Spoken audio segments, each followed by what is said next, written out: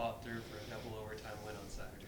Yeah, I was really happy for our players. I thought it was the best of times and the worst of times Saturdays. I thought we did some really good things, captured some momentum at time, gave it up, and was really thankful that they were able to keep their composure. I think that was the main theme of overtime. I thought guys never panicked, which I think is easier said than done at times, and really kept their focus and composure and went out and were able to win the game. So I was very happy for them. It's second year in a row to win homecoming. It's the first time that our senior class has ever beaten SFA. So, that's awesome for them, part of their legacy to be able to go out on. And there's just, like I said, there was a lot of really, really positives, a lot of teachable things you can learn from. And obviously you want those teachable moments on the back end of a win, not a loss. So it was just exciting. It was a great day, beautiful day, and a great crowd and good homecoming.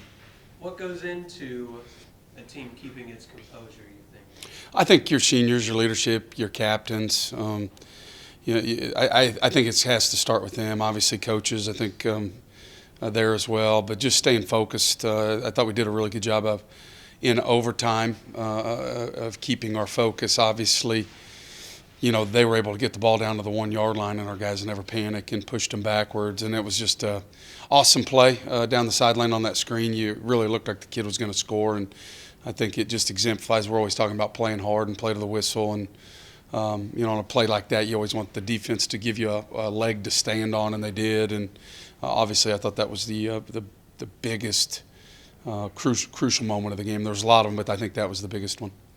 We had talked about through the 2 straight losses of how frustrating it was to stay with the process and not get the results. How gratifying has it been the last 2 weeks? Yeah, it feels good. I mean, because again, it's I really feel like our guys have committed to that process, and the adage chop wood and carry water. I feel like they've definitely done that, and they haven't got discouraged with the results. So to see them come out on the winning side is obviously, I think, very important for their psyche and very important for our team. And hopefully we can continue to gather this momentum, capture the momentum going into Nicholls, and then we have a bye week, which is obviously coming at a really important time. I think a much needed time.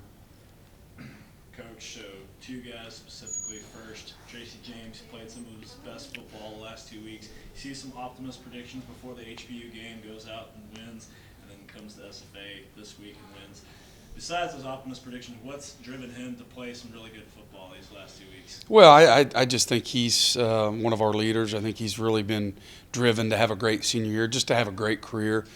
He's a young man that really knows what he wants in life with athletics and beyond. And so he works extremely hard. I think that's one of the things I know everybody documents, the great season Tracy's having. What gets lost in the shuffle is all the extra that he puts in. I just tell people, look at his body. That's why I tell the NFL scouts right now, look at pictures from him from his sophomore year to now. He's just really changed the complexity of his body composition, his lean muscle mass. And it's really exciting, very happy for him. It couldn't happen to a better guy. And again, from a coach's standpoint, when you have one of your best players who exemplifies everything, academics, his social life, he's super unselfish. Tracy doesn't care who gets the football. And then it just, when you act like that, that's what I always tell guys, when you do things the right way, it usually works out for you in life. And so it's great to see him really bought into that. Absolutely.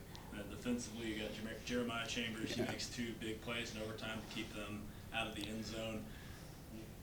How big was his play in that game to get your offense on the field and win that game? Yeah, it was huge. And again, I could what I just said about Tracy, I could say the exact same thing about Juice. And so he's just been a dominant force in our defense, and he's been so consistent week in and week out, and really for a couple of years now in our football program. So it's what you want in a game when you talk about, it's not about X's and O's, it's about players making plays, and Juice certainly did that down the course of the game when we needed him the most. Absolutely. So you talked about homecoming last week. You put on a nail biter in Wildcat Stadium with SFA, two overtimes. Was this one of the more exciting games you've coached in a while? Yeah, absolutely. I think I've obviously every game's exciting, but the ups and the downs of the games obviously was definitely exciting for the crowd and for our team. And like I said, it's always better when you're on the winning side of that.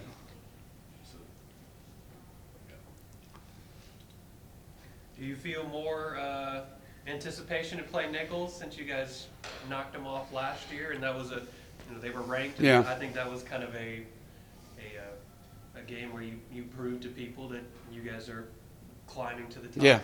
Well, and there's a lot of similarities going into this year. They're ranked 15th in the country again. We're playing some of our better football. I think you could argue that. I just think the anticipation for us is to try to take the next step in our program. We don't shy away from we haven't beaten a top 20 team this year, and just like we hadn't last year, and our guys are really honed in on that. It's going to be an extremely tough environment. We got to go there on the road. But, yeah, I mean, I think our guys are just excited to have a good week of preparation, to get out and try to play, to capture that momentum, to go into the bye week on a really, really high note. That's what I sense from our team, our coaches. And let's go into the bye week on a really, really high note, and then finish our last two, regular season games here at home, before we play a non-conference game against Mississippi State. So that's really the focus right now. And so far we've had a really good week of practice.